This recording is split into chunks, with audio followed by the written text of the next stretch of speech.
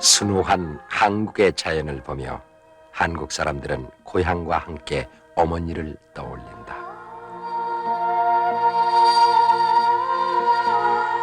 한국의 어머니는 자연을 경외하며 소망을 기원했다. 비나이다 비나이다 천지신명께 비나이다. 혼인한 여성은 어머니가 되기 위해서 천지신명께 기원했고 그것도 아들 하나 점지해 주십사 하고 빌었다. 수복과 부귀단함, 이것이 예로부터 한국인들이 빌어온 소망이었다. 오래 살고 복 받으면서 아들 열어두기를 원했으니 남아선호 사상이 옛 한국인들의 마음속 깊이 자리하고는 했다.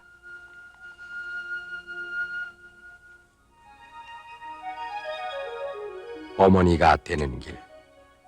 어머니가 되는 과정에서부터 헌신적인 자세를 갖춰야 하는 것이고 이러한 출산 전 태교, 즉 태아에 대한 교육에 크게 관심을 가지는 것은 우리의 오랜 전통이기도 하다.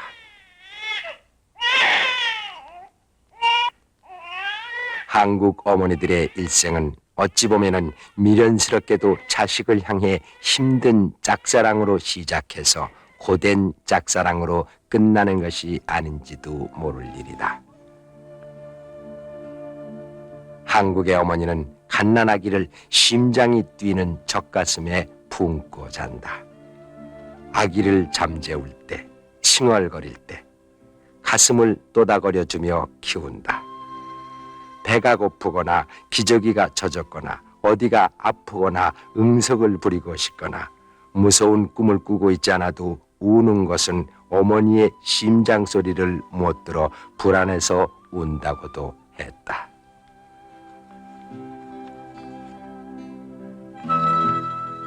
그러기에 한국의 어머니들은 자녀를 유아 때부터 건강하게 길러야 함은 물론 한 사람의 인격을 갖출 수 있도록 계속 지켜보며 교육에 힘쓰는 것이다.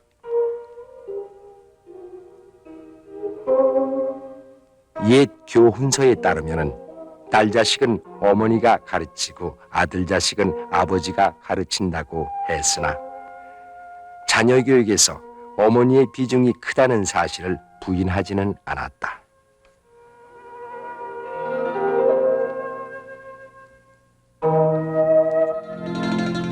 한반도 동해안 강릉에는 한국인의 대표적인 어머니 신사임당의 사당인 오죽헌이 있다.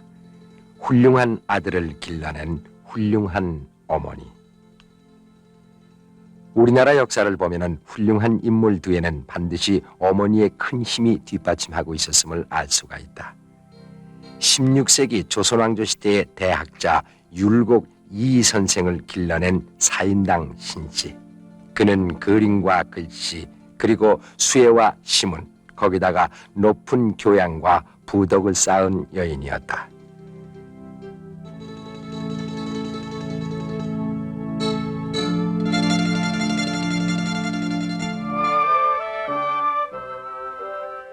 그가 떠난 지 4세기도 더 지난 오늘날에 이르도록 해마다 5월 17일 그의 탄생 기념일이면은 2천만 한국 여성의 귀감이 될 훌륭한 신사임당상 해당자를 뽑고 있다.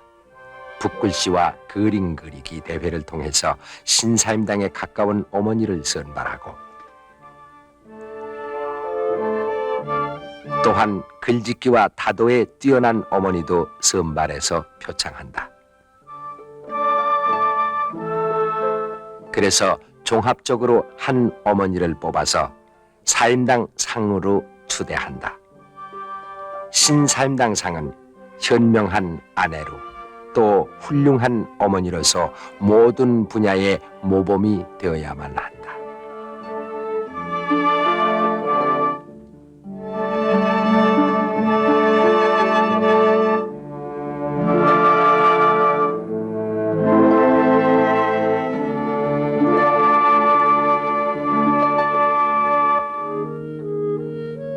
옛 전통 사회에서 학교 교육이 보편화되지 않던 지난날에는 가정교육을 특별히 중요하게 여겼다.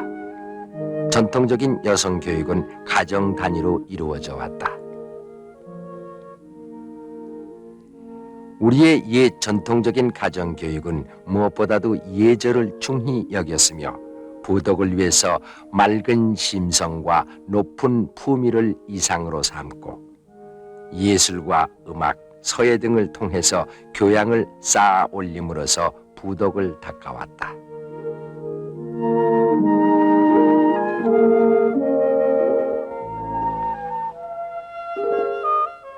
세월이 가고 시대가 바뀐 오늘날에도 한국의 여성 교육을 위해서 옛날의 부덕 가운데 아름다운 부분은 그대로 이어받아 가고 있다.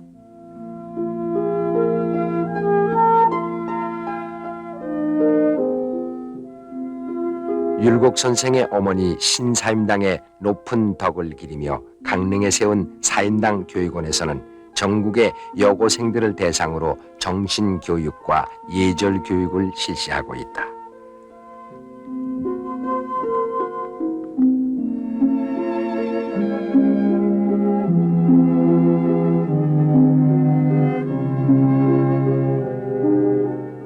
우리 어머니들은 스스로 권리 주장을 한 적은 없지만은 어머니의 존재는 모든 제도를 초월해서 존경과 사랑을 받아왔다.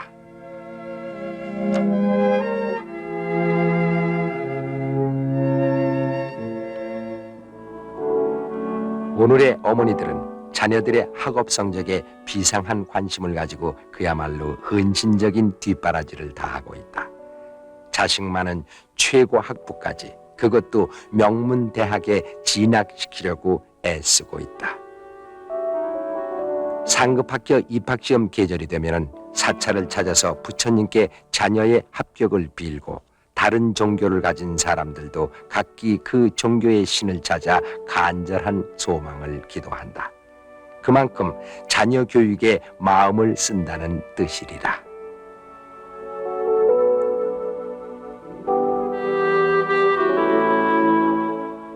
마침내 입학시험 날 아침, 수험생 자녀들보다 그 어머니가 더 마음을 죄인다.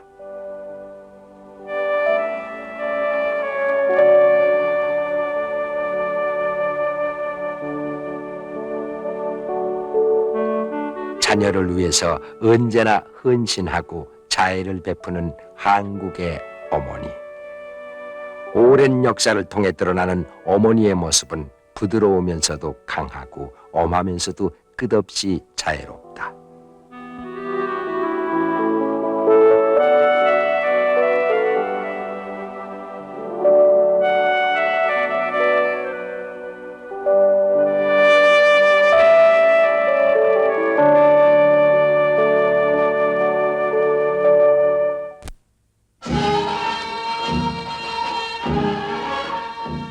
여성이 성년이 되면 출가해 다른 가문에서 새로운 삶을 시작해야 한다는 생활 양식만은 변하지 않았다. 그런 만큼 오늘날도 혼인 전 여성들의 삶은 자연히 다음 단계의 삶을 의식하게 된다.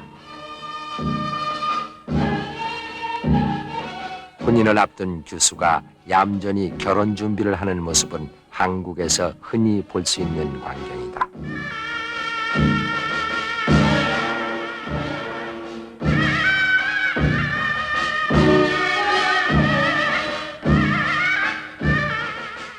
혼인 예식을 갖고 출가하면은 새로운 상황이 전개되는 만큼 여기에 대비해서 남편 섬기는 도리와 시부모 섬기는 도리, 형제 화목하게 하는 도리 등을 배워두는 것이다.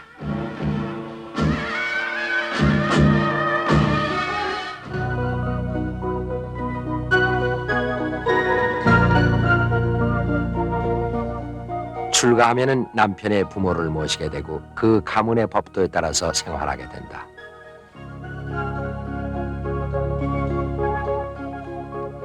지금은 한국에도 핵가족화 추세로 부모 모시는 경우가 줄어들고 있지만은 미풍양속을 숭상하는 경우도 물론 남아있다.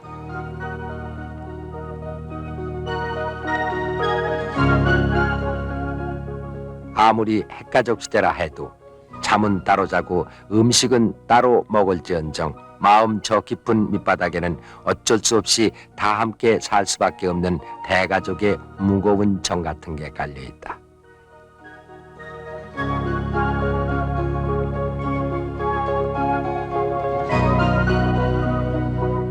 집안끼리, 친척끼리, 눈에 보이지 않는 더불어 사는 끈 같은 게 묶여져 있는 것이다.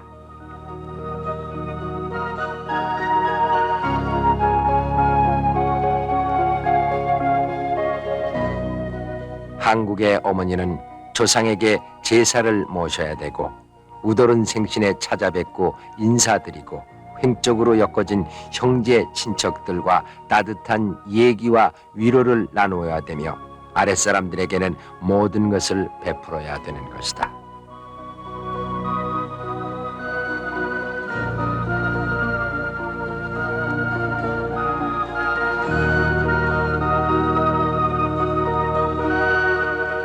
한국의 어머니는 희생의 종류가 다양하게 많지만은 자식을 위해서 일할 때는 조건이 없다.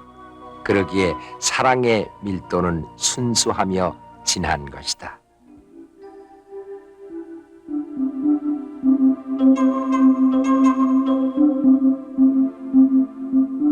어머니는 희생자인 동시에 창조자이기도 했다. 가정과 자녀를 위해서는 즐겁게 자기 희생을 했고 자녀를 훌륭히 키우려고 불사른 정열은 태양처럼 뜨거웠다.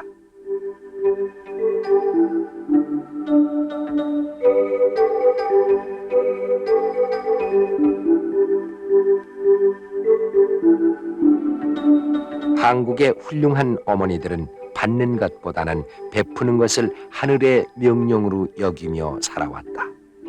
끝없는 자기 희생 속에서 가정과 자녀를 위해서 묵묵히 몸바치는 어머니의 모습은 성직자의 모습과도 같다.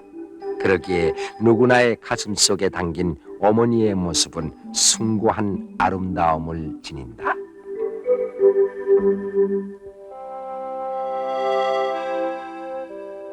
그 집안의 가문을 잇는 전통과 문화가 어머니에서 딸로 연연히 이어져 간다. 그래서 어머니는 자식에게 자애로움만이 아닌 그 집안의 문화를 이어주는 전승자이기도 한 것이다. 한국의 어머니는 스스로 처신하고 부드러운 인간관계를 가진다. 또한 창조적이며 긍정적인 생각을 가지고 있는 것이다. 한국의 어머니는 인내와 끈기가 대를 이어 핏줄을 타고 줄줄이 내려오는 큰 힘을 지녔던 것이다. 어머니 가슴 속에는 고향이 담겨져 있다. 조용히 어머니를 한번 불러보면은 저절로 두 눈이 감겨지며 따스한 땀내음도 풍겨 나오는 것만 같다. 감싸주고 토닥거리는 어머니의 모습은 우리의 가슴 속에 추억처럼 새겨져 있는 한 폭의 그림이기도 한 것이다.